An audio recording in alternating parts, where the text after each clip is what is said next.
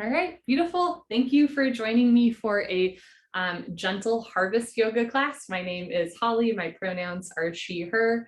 Today is August 2nd. Yesterday was August 1st, which is the Celtic holiday of Lughnasadh, which is like a really ancient harvest holiday. So we're halfway between the summer solstice and the fall equinox. And in ancient Northern Europe, they would celebrate around this time every year as a time for like harvest and merriment and kind of acknowledging the abundance in our life. So this class is going to be a floor-based class. It's going to be grounding. We'll focus on abundance and appreciating all that we have and all that we've worked for.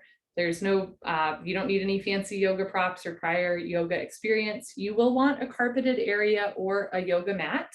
And you'll want a pillow or two of a different size and shape from home. Again, it does not need to be like a fancy yoga bolster, but a couple different pillows. After our 60-minute harvest yoga class, I will also offer 15 minutes of reflection and journaling, which you don't need to stay for, but for that you will want a pen and paper, or you can just stay and listen and kind of reflect in your own head. All right, we're going to start in a comfortable seated position. You can sit in Sukhasana, easy pose with one foot in front of the other. You can sit crisscross applesauce. If it feels good to place a little pillow or blanket underneath your butt so that your hips are a little higher than your knees, you're welcome to do so as well. You can roll your shoulders forward a few times, backward a few times, and then sit up nice and tall. Relax your shoulders, relax your jaw. Take a nice easy breath in through your nose. Anything you want to let go of, you can open your mouth. Sort of let your day go with the exhale breath. If you'd like, you can place a hand over your heart space and a hand over your abdomen. We'll just take a few more breaths in through the nose, feel your body rise.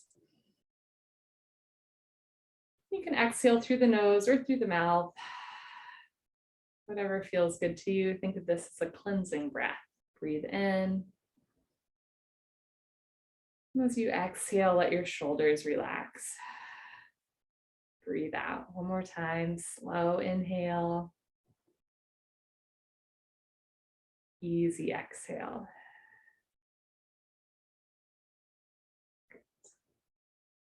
So today's class again is about like harvesting everything that we've worked for, and also acknowledging like how very hard each of us work. I know for some people, including myself, it's hard to acknowledge the work that we do and like the kind of person that we are, and yoga is a great opportunity to kind of give yourself a pat on the back and love on yourself a little bit. So we're actually going to start with a soothing technique called self-havening. And the principle behind it is like hugs release serotonin in your body. Hugs give you happy chemicals that make you feel good. And the cool thing about the human body is your body does not know the difference between someone else touching you and you touching yourself. So self-havening is this relatively recent technique in some psych circles that helps specifically people with PTSD or PTSD, but I think it's just really comforting and soothing for anyone. So we're going to start with a very gentle touch to the space above your brows, and you're basically going to almost like pet from your inner brow through your temple, and you're not like pushing down really hard. It's just like a very loving touch, almost like how you would touch like a loved one, maybe a partner or a dear friend or a child. You're welcome to close your eyes for this or keep your eyes open. Again, just think about a loving touch that you're giving yourself. Then you're going to sweep your under eye area from the inner under eye out to the side. And again, you're not pushing down on your eye or cheek area. It's like very gentle and soothing.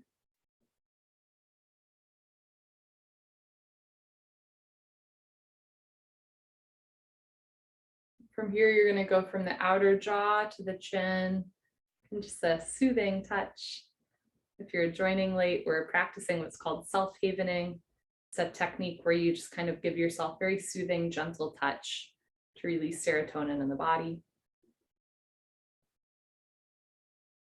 From here, you're going to take your shoulders and same thing, just gently up on your own shoulders.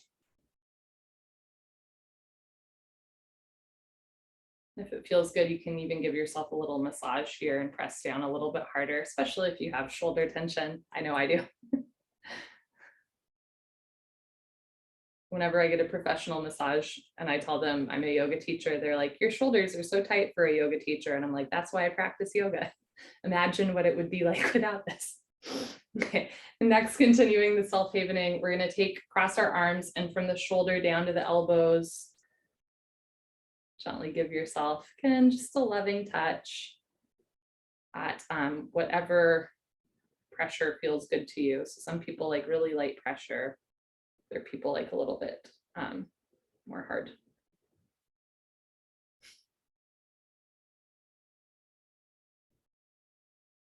Okay. And then we're gonna cross our forearms. So from like elbow to palm, you're just going to very gently slide your arms together. So from elbow through the forearm, through the wrist to the fingertips, you can switch which hand is on top.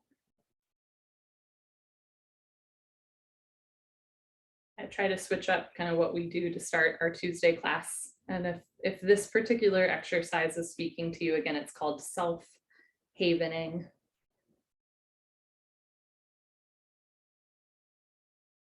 Okay, great. Then you're just going to bring your arms down by your side. You can roll your shoulders forward a few more times and backward a few more times. And if you'd like, take a moment to make any motions with your body that feel good as we start to arrive in our yoga practice. So what I'm doing and what you're doing do not need to mirror each other.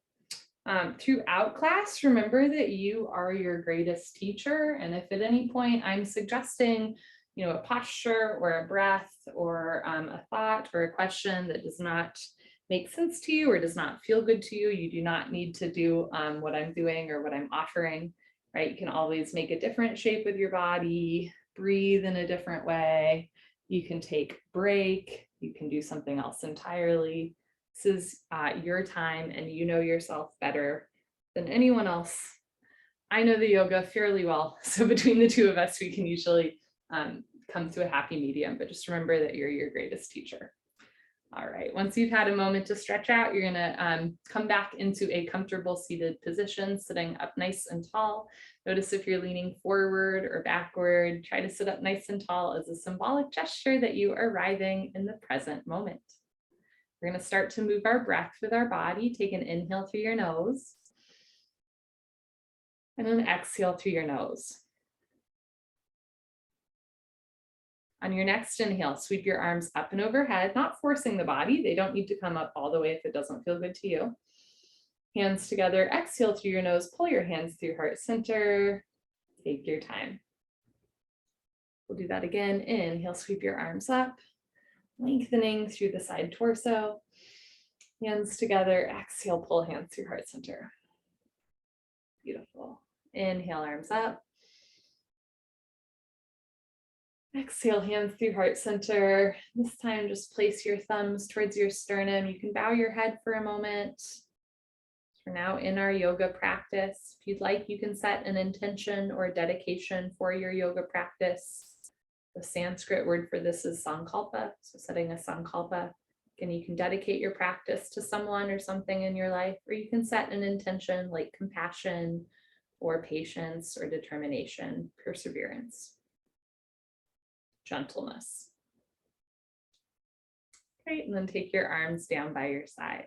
Keep your right hand outside of right thigh. Keep in mind I'm not mirroring you. On your next inhale, reach your left arm long overhead for a side body stretch. And as you exhale, come back to center, float your left hand down. Good. Inhale, reach your right arm long overhead for a side body stretch. Exhale, come back to center, right hand down. Inhale, left arm up and overhead. Exhale, back to center. Inhale, right arm up and overhead.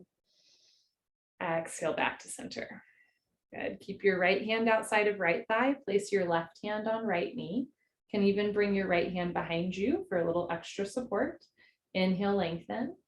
Exhale, pull abdomen in, look over your right shoulder and twist. Just a gentle twist, not forcing the body in any way. Look back, breathe, and slowly unwind to come back to center.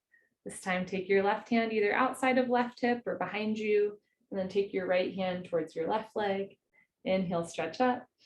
Exhale, pull abdomen in, look over left shoulder. Notice if you start to lean to the left, lean a little to the right so you're sitting up nice and tall as you look up and back.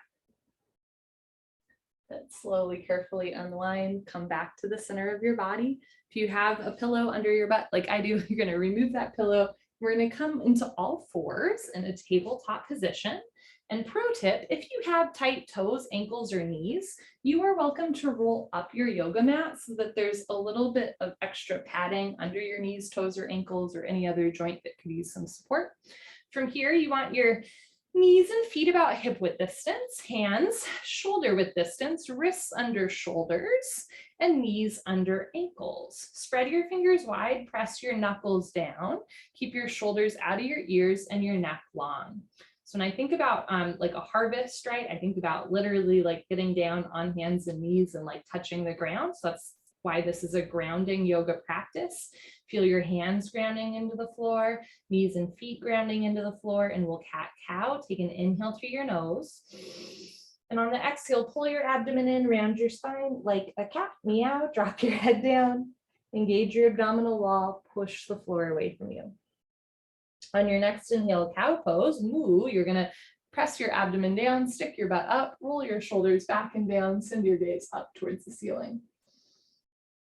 As you're ready, exhale into your cat pose. Slide shoulder blades, scapula apart as you relax your head down. Think about pressing your hips to your ribs, ribs to hips, belly button to spine.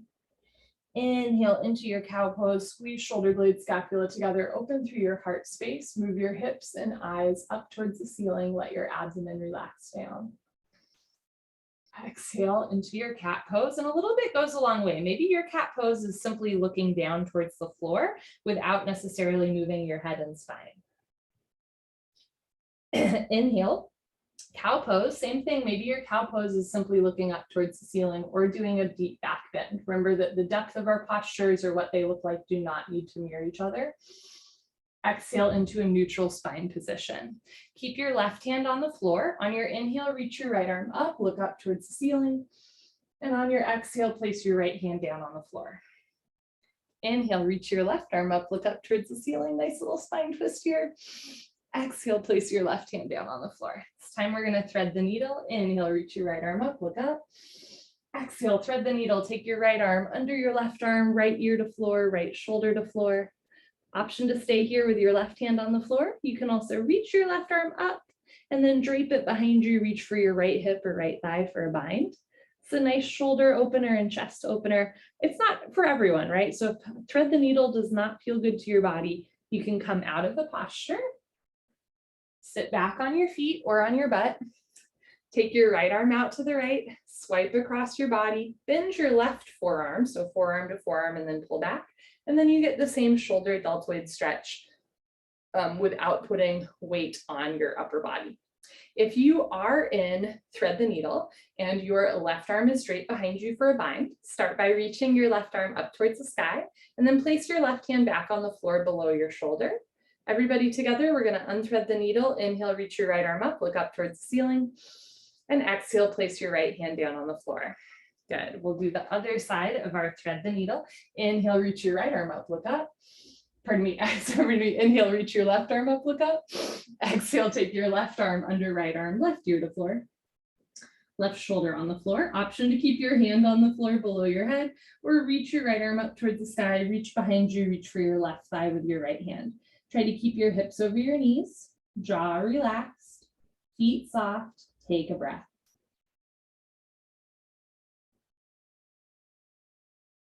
We want to be able to breathe in every posture. If you're ever unable to breathe in a posture, that's probably a sign you've gone a little too far.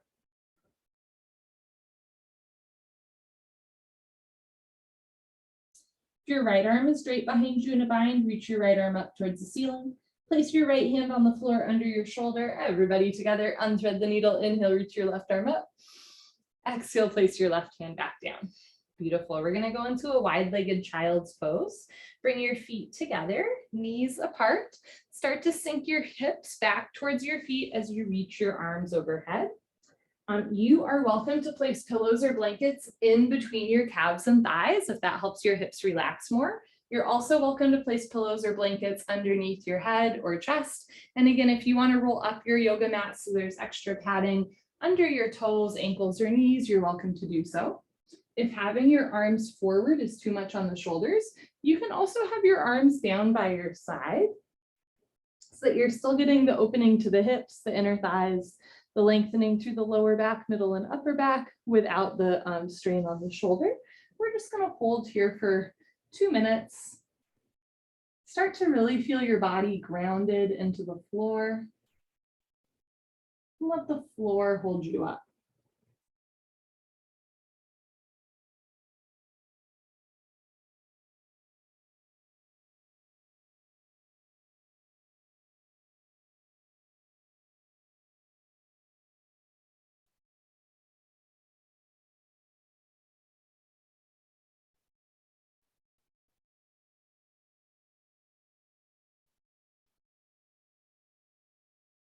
Notice what parts of your body you're touching the ground. So your palms or the backs of your hands, maybe your elbows or your forehead, maybe your shins. And allow the parts that are touching the floor to soften and relax.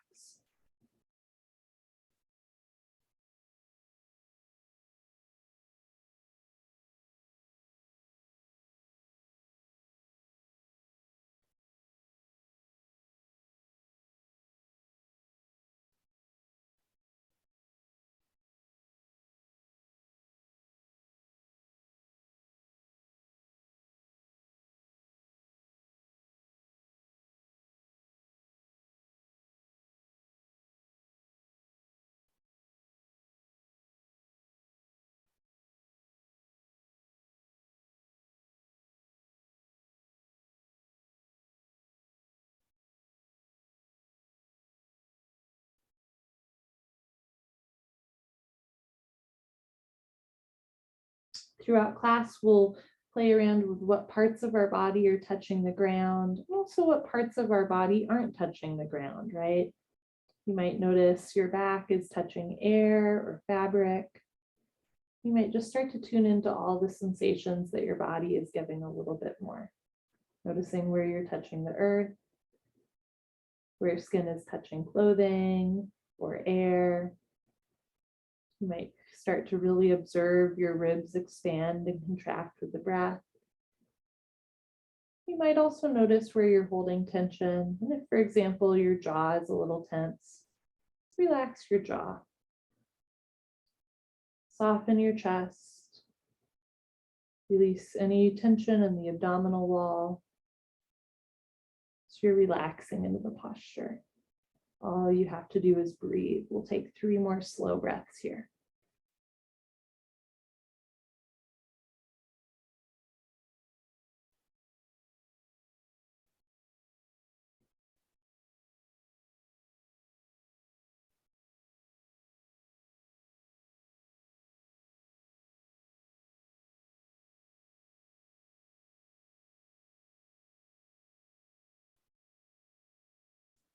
As you're ready, gently lift your head, walk your hands in underneath your shoulders, press yourself up into a seated upright position. Great, so now you're noticing that your toes, ankles, and shins are grounded on the floor, but the rest of your body is upright. You can place your hands on your lower back and do a slight back bend.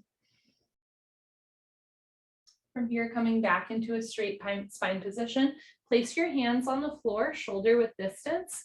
Lift your hips, and I'm going to give 2 options here. You can take another cat-cow, or you can try a down dog. You'll tuck your toes under, push your hands into the floor, and lift your hips up towards the ceiling, and then press your heels down to the floor. Spread your fingers wide, root down through your knuckles. Take a breath.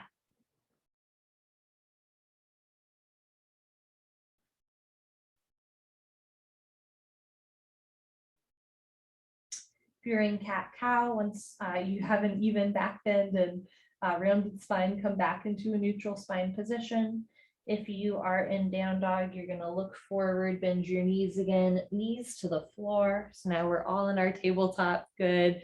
And then you're going to sink back onto your heels and then bring your feet in front of you, sitting on your butt. And if you've rolled up your mat like I did, you can unroll your mat for this next part. So seated upright with our feet close together. They don't have to be perfectly touching. Your feet can relax a little bit, but they're also not super far apart here. Can move your hips back a little bit if that feels good. Great. So now start to observe your sit bones, your hamstrings, maybe the backs of the knees, calves, and heels on the floor, feeling your lower body grounded. Take an inhale, sweep your arms up, look up. Exhale, fold forward. Now, depending on your body proportions and mobility, you might have your hands outside of your hips, your knees, your shins. If you have a long torso and short legs like I do, you might even have your hands towards your feet, but a little bit goes a long way. Rather than rounding your spine here, I want you to arch your spine, roll your shoulders back and down, getting a gentle stretch through the hamstrings and calves, gentle stretch through the spine. Cover a point of pain. We'll hold for 3 breaths here.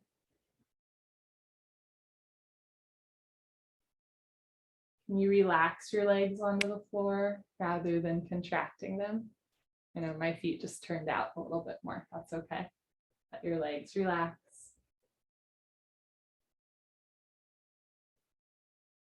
Inhale. And exhale. Walk your hands back towards your hips. Slowly press yourself up. Open your feet this time. So when our feet are together, our hamstrings stretch. When our feet are apart, our inner thighs stretch. And again, you can scoot your butt back a little bit, or if it helps, you can actually like pull your butt out from behind you. And from here, you're going to take an inhale, sweep your arms up. And once again, exhale, fold. This time, you're welcome to keep a flat back, or if you'd like, you can let your head hang heavy and round down. For some folks, a rounded spine posture is a little bit more relaxing. For other folks, it's too much pressure on the lower back. So especially if you have a history of slip discs or any lower back pain today, you might keep a flat back here. Or again, if it feels good, you can experiment with letting your head hang heavy. And again, depending on mobility and body proportions, your hands might be in towards your groin, your thighs, your knees, your calves. Maybe you can even bring your elbows to the floor, or maybe just hands on the floor. We'll hold here for 1 minute. Observe what parts of your body are grounded into the floor. Trust that the floor can hold you.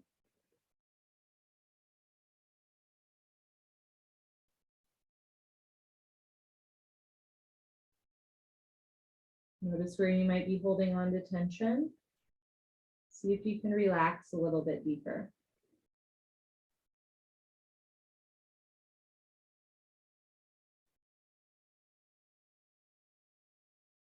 And take 3 more breaths here.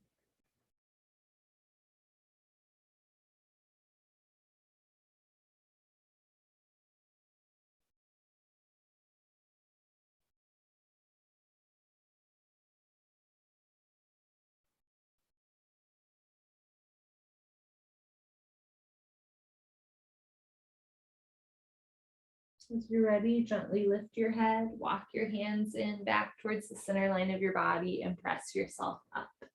Very nice. Slide your feet together and we're just going to lie on our backs in Savasana. Arms and legs down by your side. All right. So this pose, I think like most lineage, different lineages of yoga do different versions of postures. Some place emphasis on certain asanas or pranayamas more than others. But I think kind of like across the board, most yoga practitioners would agree that Savasana, the posture we're doing here, is like one of the most important, if not the most important posture. For some folks, lying on your back with your legs straight does not feel good to the lower back. If that's you, that is really normal. You're welcome to grab a small pillow or blanket from under your lower back or under your knees, Or if you'd like, you can bend your knees with your feet on the floor about hip width distance and let your knees rest together. And this will also help to ground the lower back into the floor. And then again, just observe what parts of your body are touching the floor. And let the floor hold you up.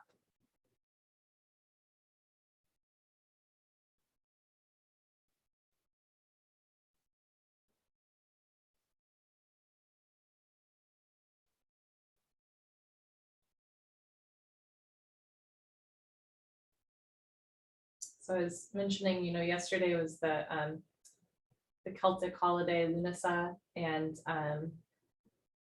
it's named after the, first of all, the spelling of Lughnasadh has a lot more letters than how I'm pronouncing it, but it's named after the Celtic god Luna, who's a sun god, and it's also was associated with that god's stepmother, whose name I'm forgetting. It starts with a T. It's something like Tweetla, but I can't quite remember it, so I don't want to say it wrong. But part of the story goes that in like ancient Ireland, again, like thousands and thousands of years ago, Luna's stepmother actually died clearing the fields for harvest. Like she literally worked herself to death in the process of being able to create a harvest for people. And so interestingly, this holiday, now we would call it a pagan holiday, but before the rise of like Christianity in Europe, this was commonly celebrated for thousands of years in Northern Europe. It wasn't just a harvest holiday, like the first, summer harvest. It was also often a time for people to get married, and also a time for what are called funeral games. So it was also like a time to consider death, which I think is, I don't know, like really rich to consider both like harvest and weddings and death all at the same celebration. Now we often think of like a wedding is one thing, a funeral is one thing, maybe harvesting crops is another thing, but people in Northern Europe recognize that those things could live side by side. And part of why I'm saying that is this posture we're practicing now. While not Northern European people were doing that thousands of years ago, on the subcontinent of India thousands of years ago, people were practicing this posture, Savasana, which means corpse pose or dead body pose. And it's interesting, sometimes when I'm in this posture is when I feel the most alive. Like I'm really attuned to my senses. I can feel my hands, feet, and head on the floor. Savasana can help us really feel our body rise and fall with the breath. It's a great way to realign the body. And it's relaxing, right? You take Savasana now so you don't work yourself to death in order to create a harvest later on. So we see a little bit more in ancient civilizations, like death and life and harvest, all kind of living together side by side. Sometimes, I think talking about a pose and calling it corpse pose or dead body pose can sound kind of like macabre or morbid, but I'm reminded in festivals like Lughnasadh, or just in our yogic tradition, that these things all, I think, exist side by side, even if we'd rather than not. Notice where you might still be holding on to tension. And just start to relax a little bit deeper. Feeling what parts of your body are on the ground. What parts of your body are touching fabric, a carpet, or yoga mat. Where in your skin you can feel the air around you.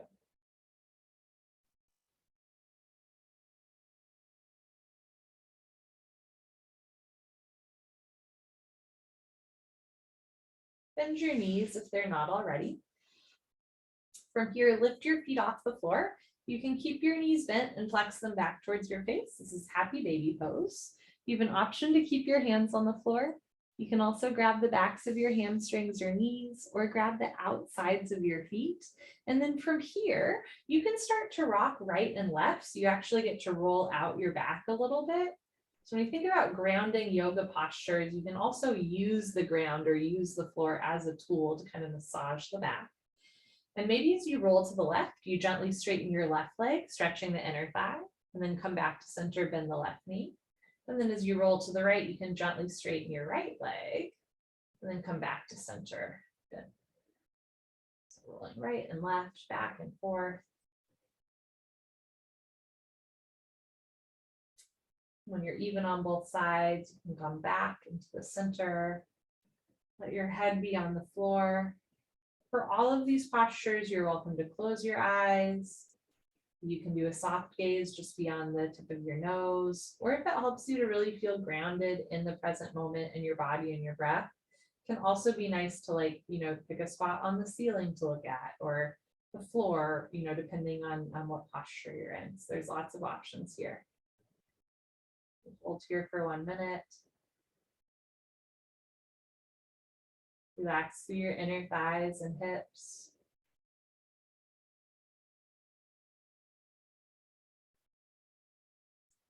Soften through your pelvic floor. Let your belly button be heavy like lead. Relax through your ribs, your chest, your shoulders, your hips.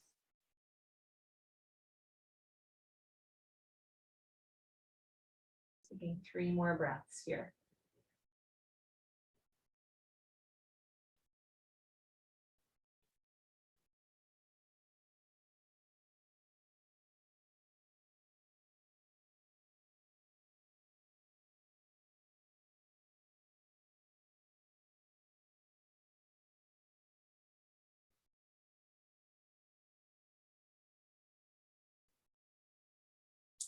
Release any grip you have from your feet or the backs of your legs. Place your hands outside of your knees and gently bring your knees, feet together. You can let your feet relax, but keep your feet off the floor, drawing your heels towards your butt. And if you'd like, you can rock right and left again, or maybe even up and down. Again, just an opportunity to roll out the back.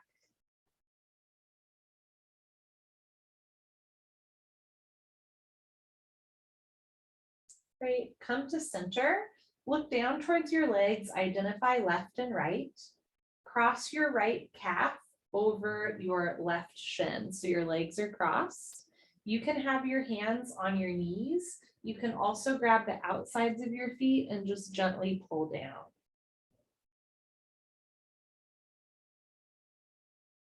So your knees don't need to be like super wide apart. My knees are about shoulder width distance. Everybody's body proportion and mobility is different. And ever so slightly tuck your chin in so you feel your neck spine start to lengthen towards the floor.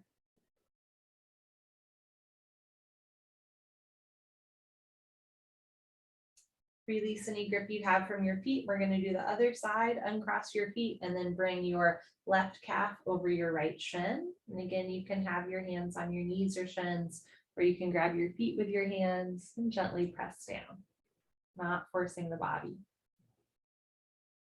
Feel where your body's touching the earth, fabric, air. Maybe where skin is on skin, like hands to feet or hands to shins.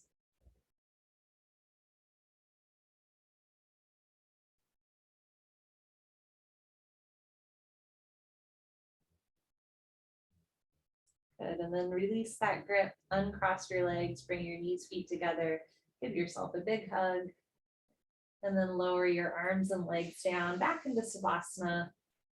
Again, if you'd like to keep your knees bent with your feet on the floor, you're welcome to do so, or you can lower your arms and legs down.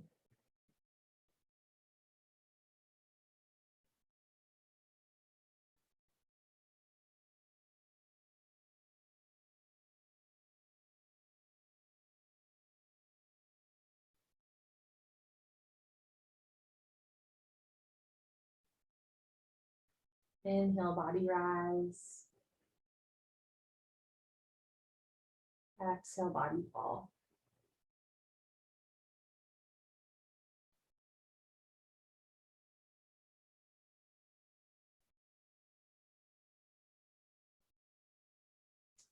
Bend your knees if they're not already.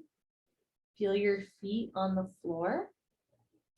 Rotate your shoulders so that your palms face down. You're going to bring your arms underneath you for bridge pose. Feel your shoulders and head on the floor. You can tuck your chin in slightly so that your neck lengthens onto the floor, but you're not lifting your head off the floor. Heels under your knees, feet about hip width distance. You're going to squeeze your butt and lift your hips up towards the ceiling. You have an option to keep your palms on the floor, or if you'd like, you can interlace your fingers underneath you. So feel what parts of your body are on the ground here, the soles of your feet, feel your heels pressing into the floor, shoulders into the floor, maybe fingers or hands into the floor, head and neck on the floor, squeeze your glutes, lift your hips. Notice if your ribs are coming apart. Instead, see if you can knit your ribs together, and we'll hold here for 3 breaths.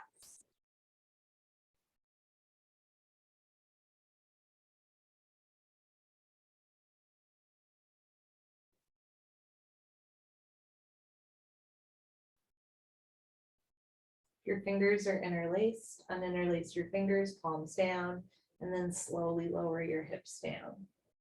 Once again, lift your knees, lift your feet off the floor, hug your knees in towards your chest, place your hands on your shins and roll out the back again.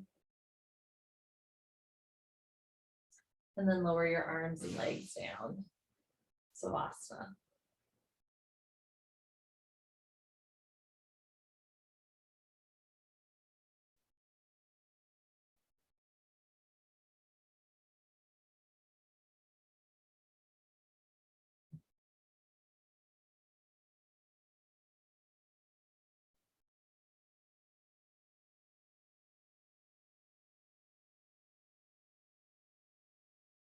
All right, bend your knees again, feet on the floor.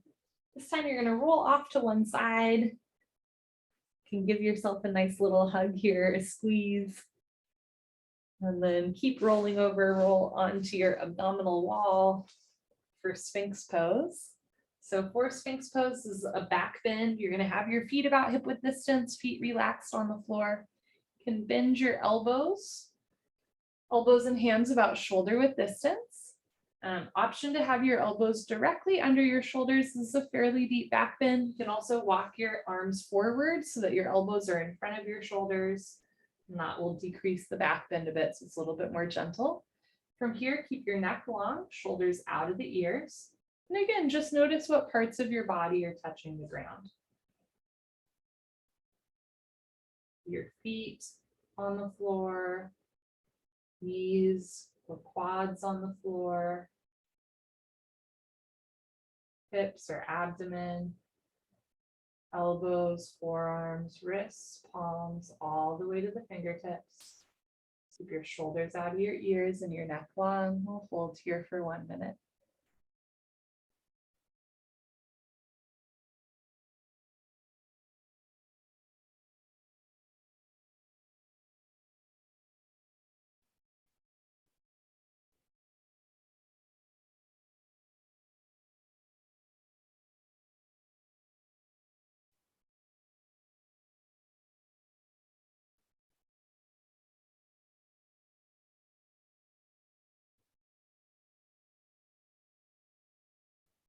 Taking 3 more breaths. You might observe how your abdomen moves into the floor as you breathe.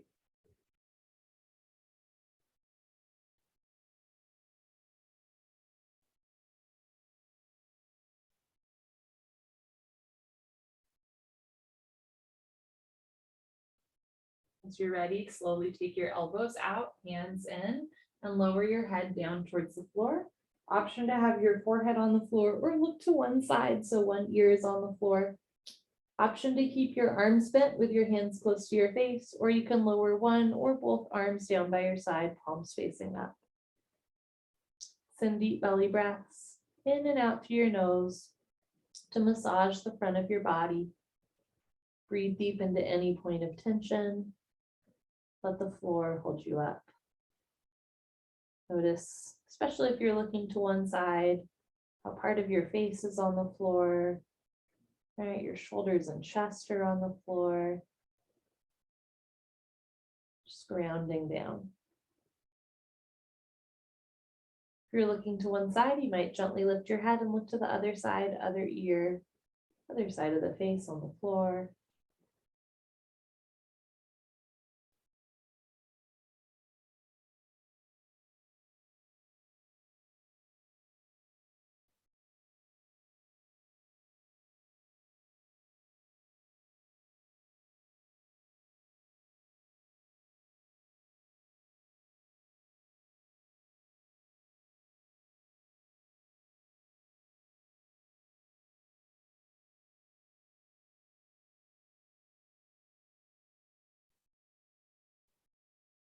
Gently lift your head, look forward, place your hands under your shoulders.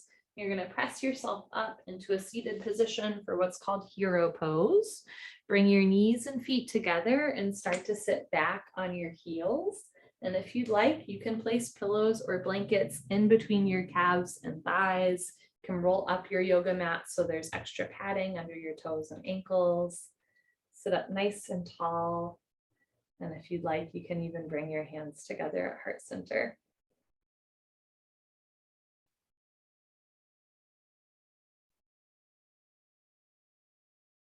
I like that this is called hero pose because I like the idea that we're all the heroes in our own stories. A friend of mine once wrote about her yoga journey saying, you know, I used to say that yoga saved my life, but I really think yoga helped me save my own life. And I think about that often, like I've heard so many times people say like, oh, yoga, again, like saved my life or helped me make this change. And I often think maybe yoga helped you save your own life or make your own change, right? Like you're the hero, you're the main character in your own story. And yoga is a really beautiful place to get to know yourself better and to be really proud of how far you've come. You have an option to stay here in hero pose. We can also take this into another posture that is familiar, I think, to all of you who have a 26-2 practice. We call it fixed firm. I'm going to show you from the side. You have an option to keep your knees and feet together or open your feet. You can also open your knees or keep your knees together. And if you'd like, you can keep a pillow or blanket underneath your butt if that helps you sit up nice and tall. Again, just noticing what parts of your body are supported by the floor or by a cushion. I'm going to scoot forward a little bit here. From here, you have an option to stay upright, or if you'd like, you can put your hands on your feet. How many times have you heard me say that? And one elbow at a time, bring your head back. Do keep your knees on the floor.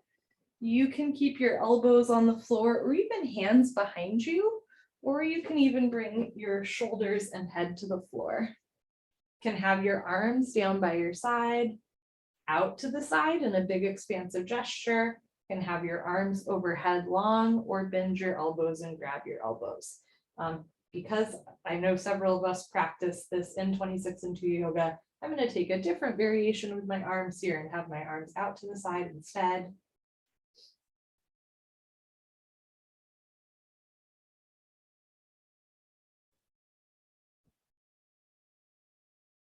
We'll take 3 breaths here. Again, notice what parts of your body are touching the floor. Allow yourself to feel grounded and supported. Let the floor hold you up.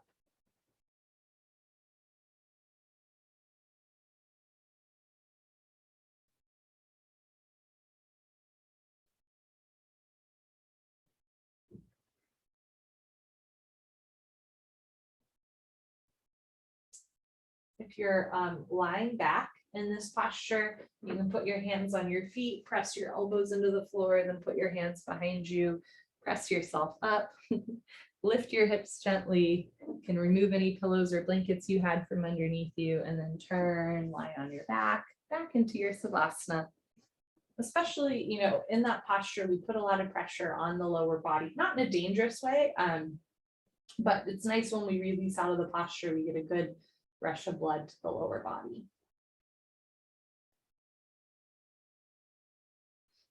Sometimes when I come out of a posture, I don't feel much at all. Other times I feel like an intense, purely physical sensation, right? Like a change in temperature in my feet or like a release in my hips. And other times there's maybe a little bit more like emotion attached to what I'm feeling. And that's normal too. I really believe in yoga. Often the like mundane and boring live right next to the profound and revelatory. And it's our job to just stay open. So, again, sometimes I might not feel much in a posture. Other times I like have a big, realization or aha moment, whether that's in body, mind, or spirit. And I don't place an emphasis or think that one is better than the other. I think having like boring moments in a yoga practice is fine as well. But sometimes when we like assume that every moment is supposed to be profound, or if we assume that the whole class is just supposed to be kind of mundane, we tend to miss the more interesting, surprises going on.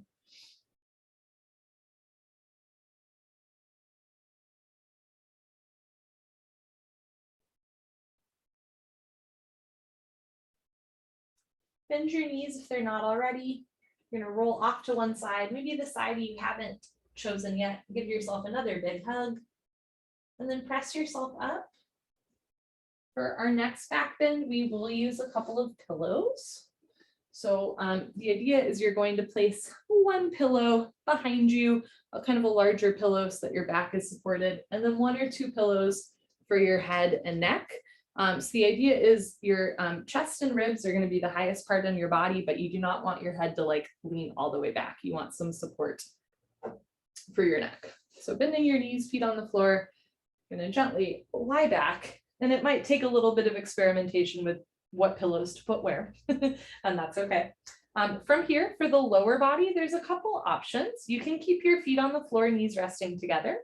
You can have your legs straight, or if you'd like, you can join me in a hip opener where you let your knees fall apart so the soles of your feet come together. The more you bring your heels towards your groin, the deeper the hip opener. The further you bring your feet away from your body, the more gentle the hip opener. This is called reclined bound angle. For your arms, you can have your hands on your chest or abdomen if that feels good. You can have your arms down by your side or out to the side in a big expansive gesture.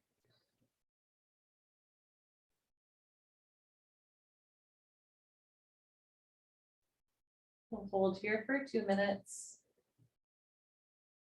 Just allowing your body to feel grounded on the floor. Let the floor hold you up.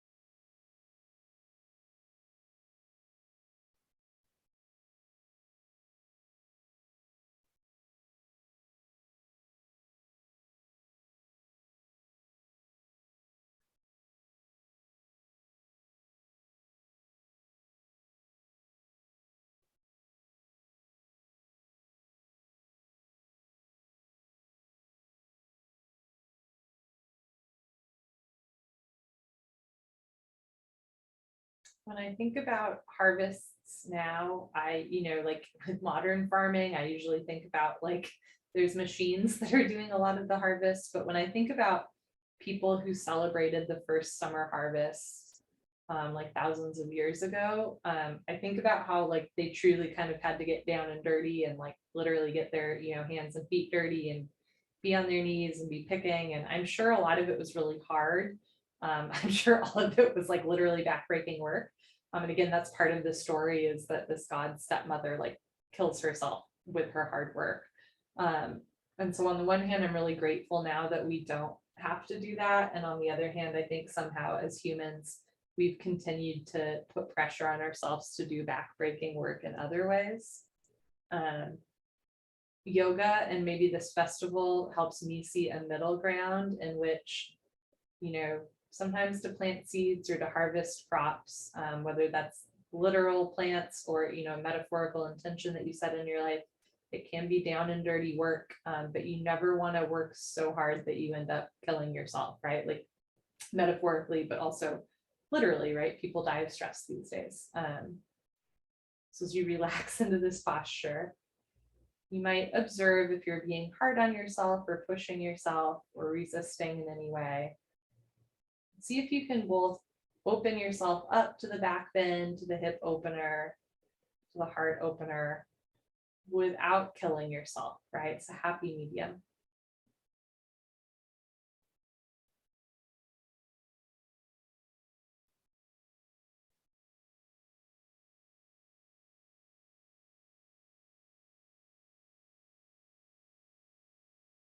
We'll take 3 more slow breaths here.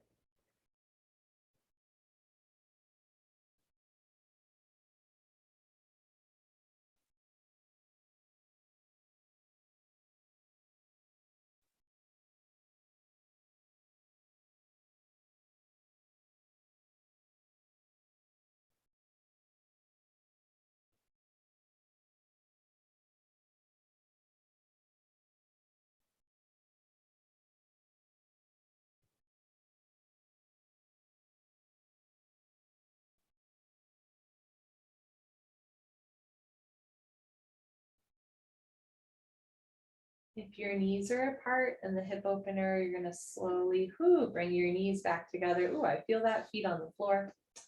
There are many different ways to come out of this posture. The way that I like to do it is to press my feet on the floor, lift your hips up, and remove the pillow from underneath the lower and middle back. And then for Savasana, you're welcome to keep a pillow under your head, or you can gently lift your head and then remove the pillows from underneath your back, arms down. You can keep your knees bent and your feet on the floor, or you can lower your feet and legs back down into your Savasana.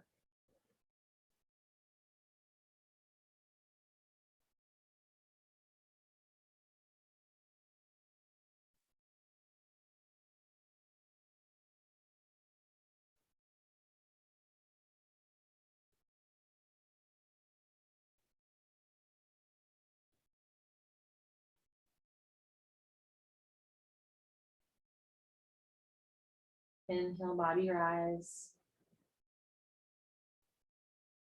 Exhale, body fall.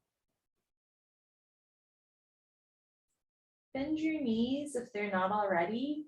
We're going to roll off to one side. So I'm going to roll to the left side, and then we're just going to take a moment here on our side. So I'm going to have my left, in other words, bottom arm long, with my right hand on the floor close to my chest, hips stacked side by side. And we're experimenting here with feeling all different parts of our body grounded into the floor.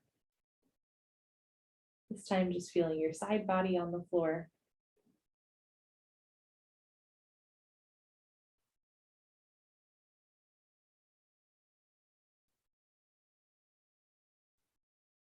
We're going to take this into a spine twist. Bend, keep your knees bent if they're not bent, bend your knees so your knees stack on top of each other.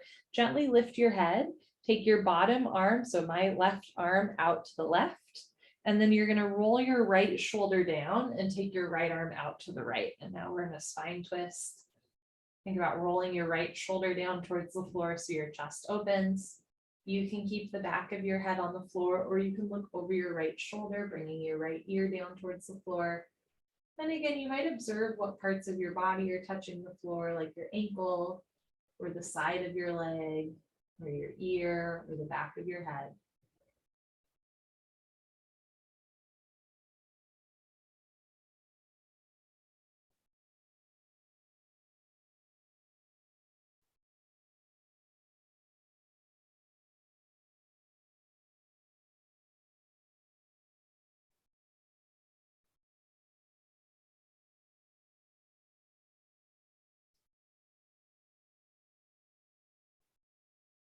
If you're looking over your right shoulder, bring your head back to center.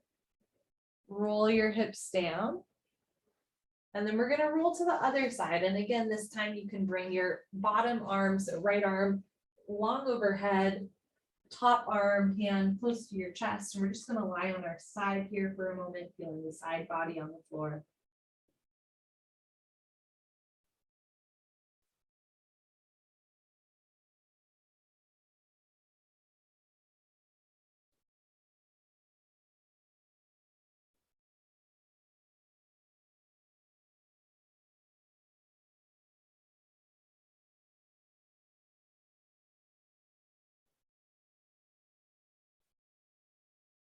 From here, you're gonna lift your head slightly, bring your underarm, so right arm out to the right, head back down towards the floor, keeping your hips stacked this time. Roll your left shoulder down to the floor, left arm out to the left, back of the head on the floor, knees stay bent. You can keep the back of your head on the floor or look to your left, look away from your knees, bringing the ear down.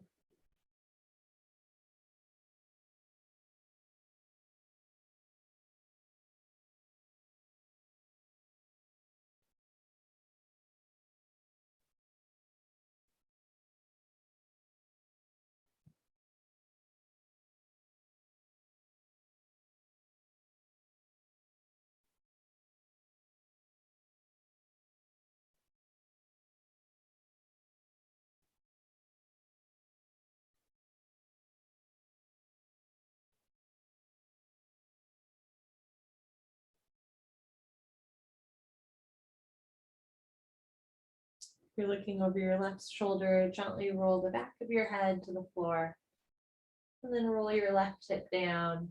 You can bring your arms and legs down, final Savasana. Taking whatever shape feels good and meaningful for you.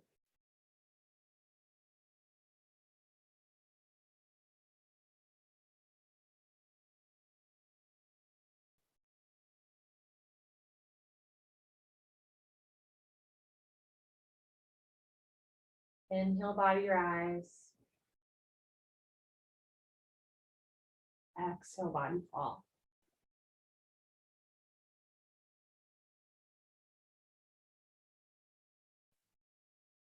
As we enter into a new month, let July be July. Let it go. And allow yourself to be here on the ground in abundance. Think about all that hard work that you've put in the past, just to be here.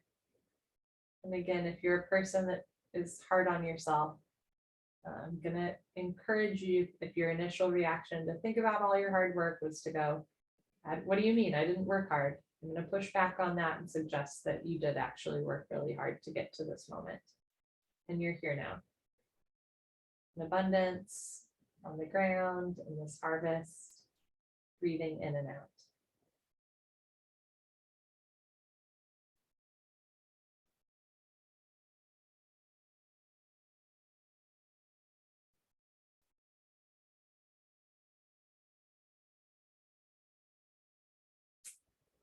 There's a saying, honesty without tact is cruelty. I'll say that again, honesty without tact is cruelty. And often at the end of a yoga class, I find that I am both at my most honest and my most tactful with myself and others. I have more creativity, more empathy, more compassion, more ability to kind of like, see gray areas and see beyond, like outside noise and really tune into my own voice. And I find that a journaling practice after a yoga class can be really helpful, again, to tell truths and put pen to paper in a way that's tactful and compassionate. And sometimes just writing some stuff out can be really nice to get it out of your brain and onto paper. So if you'd like to stay for the journaling, you're welcome to. If you don't have a pen and paper, but you just want to like listen and consider, you're welcome to do so. And if your life is taking you elsewhere, you are also welcome to, at your own pace, get up and show yourself out of the Zoom room. Otherwise, again, you can stay in Savasana as long as you'd like, or you can roll off to one side at your own pace. Press yourself up. Neat.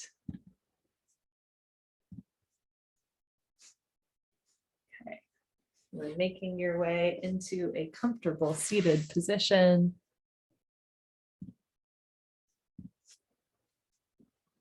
We will do some journaling prompts. My hair is very silly right now. Okay.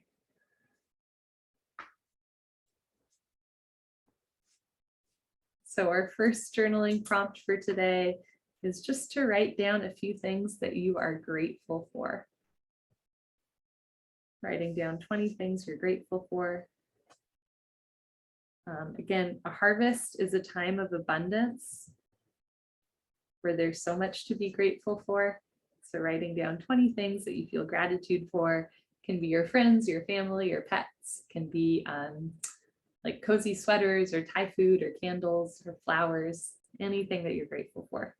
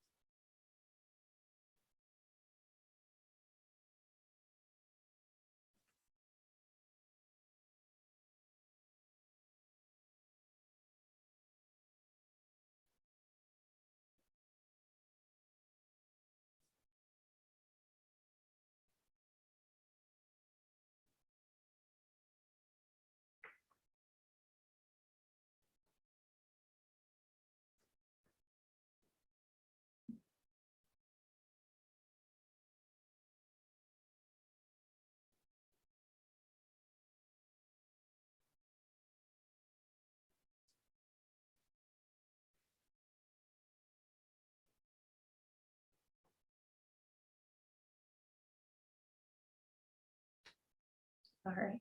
So as you continue to think on what you're grateful for, what feels abundant in your life?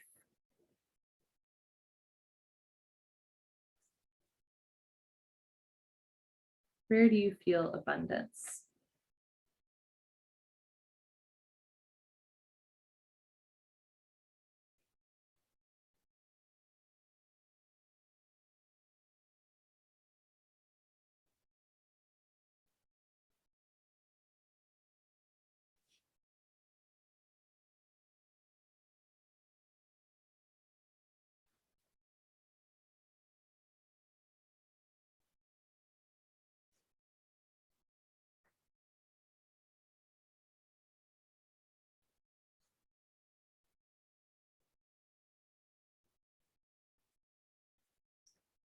As we celebrate the summer harvest, what are you harvesting in your life right now?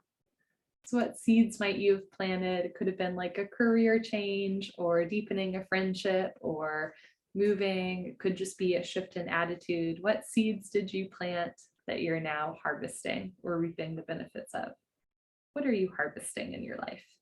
And of course, if you're literally harvesting corn right now, that is awesome, but you can think of it metaphorically as well.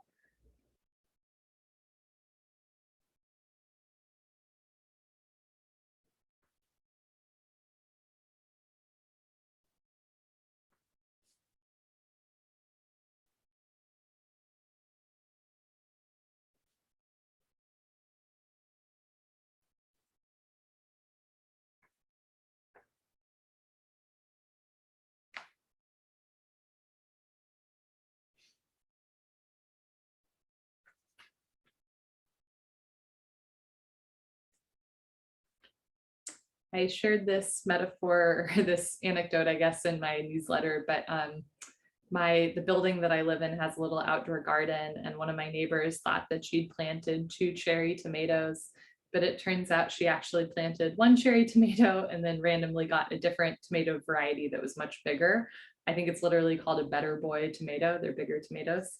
And I was reminded that sometimes we think we're setting an intention to do one thing, or we set out with a goal, and then we get surprised by something else, right? We think we're planting cute little tomatoes and we end up with big ones, and maybe it, maybe it's actually like better than what we imagined. Is there anything you're harvesting right now that looks a little bit different than what you thought? Could be good, bad, whimsical, surprising.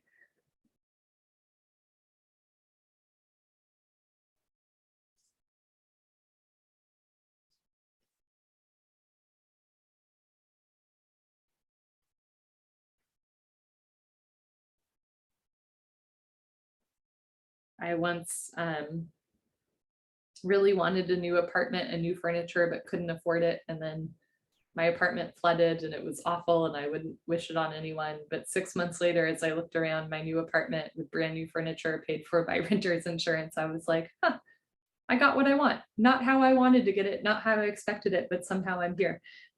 It's always interesting when we think we're asking for one thing, we're putting out an ask to the universe and it comes out in a different way.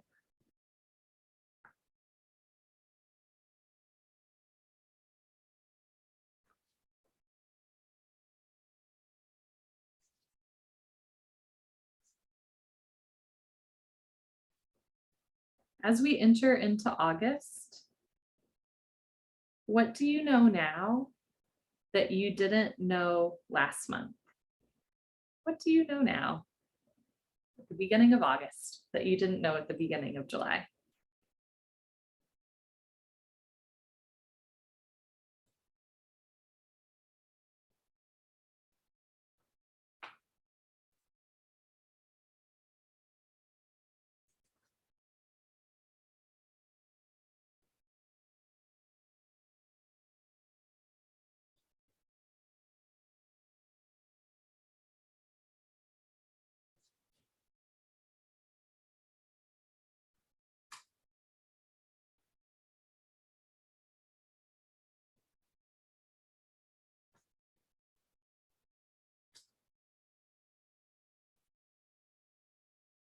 As I've mentioned throughout class, sometimes we're really hard on ourselves and we don't acknowledge how hard we've worked. Pause to acknowledge how very hard you've worked and consider where you are right now as opposed to this time last year. So where are you now in the beginning of August compared to where you were this time last year?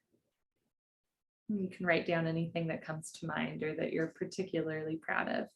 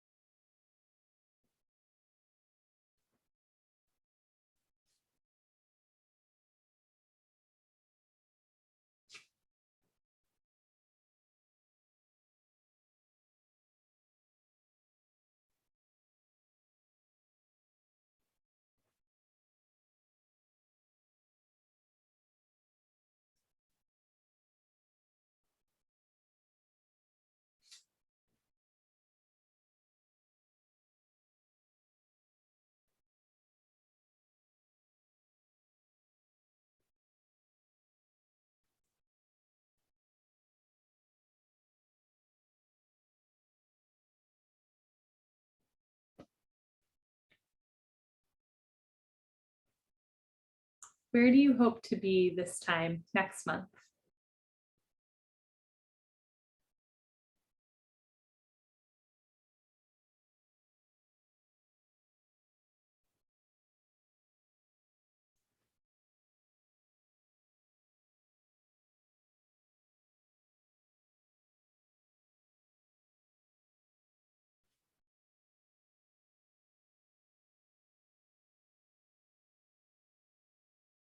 What about next year?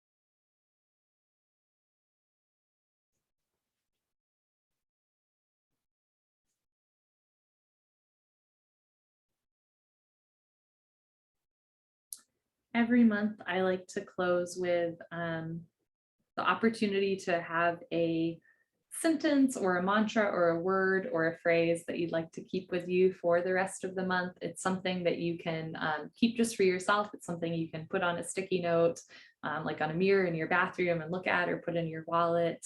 But what is, again, a word, a phrase, can be a sentence or a mantra, such as like, I am loved, or I forgive myself, or something like that.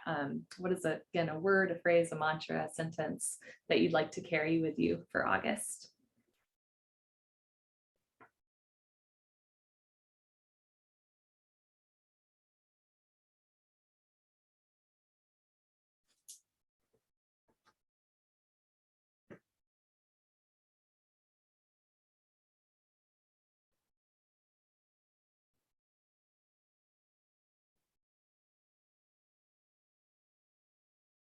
We went through that fairly quickly. If anything in particular stuck out to you, I encourage you to continue writing on it or return to it at a different point in your month or your year. This paper is yours. My pen just flew out. This paper is yours to do with what you want, something that you can keep for your own records, something that you can tear up if that feels good. If you have a fire safe way, emphasis on fire safe. If you have a fire safe way to burn it, you can do that. Please make sure that it's fire safe, especially in the summer during forest fire season. Again, or you can just like keep it in your journal to reflect on or never look at again. But often I think there's something magical that happens when we take the thoughts swirling in our brain and let them out in a way that's still private and close to ourselves. Have a wonderful rest of your evening, and I hope to be in community with you very soon. Bye, friends.